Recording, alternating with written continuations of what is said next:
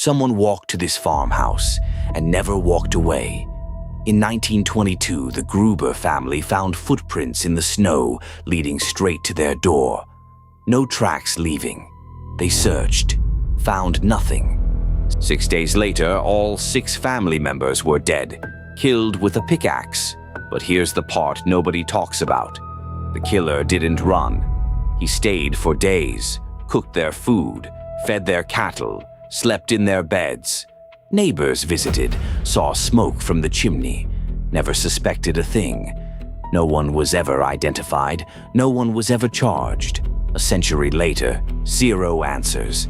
So, who was already inside when they found those footprints? September 29th, 1982. Chicago, Illinois. It starts with a 12-year-old girl named Mary Kellerman. She woke up that morning with a runny nose and a sore throat. Ordinary kid stuff. Her parents gave her a single extra-strength Tylenol capsule and sent her to the bathroom. Minutes later, they found her collapsed on the floor. She died before she reached the hospital. Across the city that same morning, a 27-year-old postal worker named Adam Janus collapsed at his home in Arlington Heights.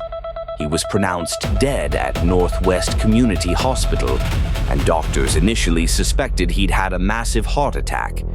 That evening, Adam's family gathered at his house, grieving, in shock, trying to make sense of what had happened. His brother Stanley and Stanley's wife Teresa were there. Someone found the Tylenol bottle Adam had been using. Stanley took 2 capsules. Teresa took 1. Within hours, both of them were unconscious. They died within 2 days of each other. 3 people, 1 family, 1 bottle. But no one had connected the dots yet. Investigators working Adam's case had no reason to think it was anything other than a tragic medical event. That was about to change, and when it did, it would change everything. By October 1st, 2 more people were dead. Mary McFarland, a 31-year-old woman from Elmhurst, had taken Tylenol for a headache at work and collapsed. Paula Prince, a 35-year-old United Airlines flight attendant, was found dead in her apartment. A Tylenol bottle was discovered near her body. That's when a firefighter and a medical examiner in 2 separate parts of the city made the connection almost simultaneously. Both victims, Kellerman and Janus, had used extra-strength Tylenol. An alert went out. Chicago police began broadcasting warnings over the radio. Officers drove through neighborhoods with loudspeakers, telling people to throw out their Tylenol. Johnson & Johnson, the manufacturer, issued a nationwide recall of 31 million bottles. It was one of the largest consumer product recalls in history, and the investigation that followed was unlike anything American law enforcement had ever seen. FBI, FDA, Chicago PD, Cook County investigators. They were all working together, and they were all starting from the same terrifying place. 0 leads, 0 motive, and a killer who had apparently poisoned strangers for no reason at all. But the physical evidence told a clear and deliberate story. The cyanide found in the capsules was not a manufacturing defect. It had been placed there by hand. Someone had carefully opened each capsule, replaced the medication with potassium cyanide, enough to kill a person 60 to 70 times over, and resealed them. The tampering was targeted, methodical, and invisible to anyone who looked at the bottles from the outside. This wasn't an accident. This was a plan. And this is where the story stops making sense. Because for all the resources thrown at this case, investigators never found a clear answer to the most basic question: who did this and why? The most prominent suspect was a man named James Lewis. In the months after the murders, Lewis sent a letter to Johnson & Johnson demanding $1 million to stop the killings. He was found, prosecuted, and sentenced to 20 years in prison, but only for extortion, not murder. Investigators could never place him at any of the stores, could never prove he touched a single bottle. Lewis maintained for decades that he wrote the letter to frame someone else he had a grudge against. He died in 2023, having never been charged with any of the deaths. According to investigators, the FBI and Chicago police considered dozens of suspects over the years. One theory suggests the poisoning may have been a copycat crime, that someone read about a similar case in a novel or news story and simply decided to act. Another theory points to a local grievance, someone with a specific target in mind and no concern for who else got hurt. But here's the detail that investigators kept coming back to. The poisoned bottles came from multiple different stores across the Chicago area. That means whoever did this drove around, visited several locations, and placed the bottles carefully over what was likely multiple days. This wasn't impulsive, it was patient.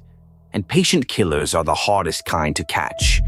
Within weeks of the murders, Congress passed the Federal Anti-Tampering Act, making it a federal crime to tamper with consumer products.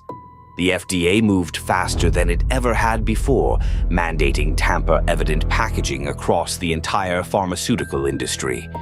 Johnson & Johnson, widely studied in business schools today for their handling of this crisis, pulled every Tylenol product from shelves nationwide, cooperated fully with law enforcement, and reintroduced the product months later in new triple-sealed packaging. The triple seal you fight with every time you open a bottle of ibuprofen or cold medicine. The foil seal under the cap, the plastic ring around the neck, the box that's glued shut. That all exists because of 7 people in Chicago in 1982. Every single pill bottle you've opened in your entire life has been shaped by this crime. The killer murdered 7 strangers and then apparently vanished. No ransom, no manifesto, no pattern that ever led anywhere. The case produced dozens of suspects, millions of dollars of investigation, and no conviction. According to the FBI, the case remains officially open. Think about that. A crime that changed federal law, reshaped an entire global industry, and triggered one of the largest product recalls in history. And we still don't know who did it. Let's come back to where we started. Someone, one person most likely, walked into a store in the Chicago area in late September 1982. They had cyanide. They had a plan. They had enough patience to tamper with multiple bottles and return them to multiple stores across the city. And then they watched the news, said nothing, and disappeared. Why? That's the question that has never been answered. There was no ransom demand that was credible. There was no surviving victim who recognized anyone. There were no fingerprints that matched a suspect, no DNA, no witnesses who remembered anything useful. James Lewis, the only person ever publicly named as a strong suspect, denied involvement in the deaths until the day he died. And without physical evidence placing anyone at the scene of the tampering, no prosecutor could make a charge stick. One theory suggests the perpetrator may have been targeting a specific person and simply poisoned other bottles to obscure the real target. If true, that means someone used 6 innocent lives, including a child's, as cover for a single intended murder. Another theory suggests the motive was purely random, that this was an act of what investigators call product terrorism, designed to cause fear with no personal connection to any victim. If that's true, it's arguably more chilling, because it means there was no reason. There was no reason Mary Kellerman took that Tylenol and died at 12 years old.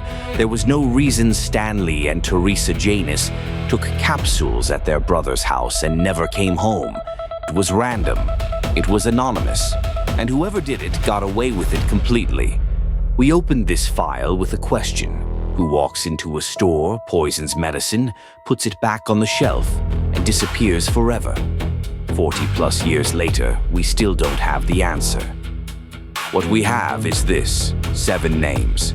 Mary Kellerman, Adam Janus, Stanley Janus, Teresa Janus, Mary McFarland, Paula Prince, Mary Reiner, 7 people who took ordinary medicine for ordinary reasons and didn't survive the day. And a killer who is either still alive and has never spoken, or who took the truth to their grave. The Chicago Tylenol murders remain open. The FBI has never officially closed the case. And every time you crack the seal on a medicine bottle, that thin foil that tears away before you can reach the pills, you're holding a piece of this story, a monument to 7 people who died for no reason we've ever been able to explain. The cold archive never closes a file. What do you think happened? Tell us in the comments and subscribe because the next file is already open.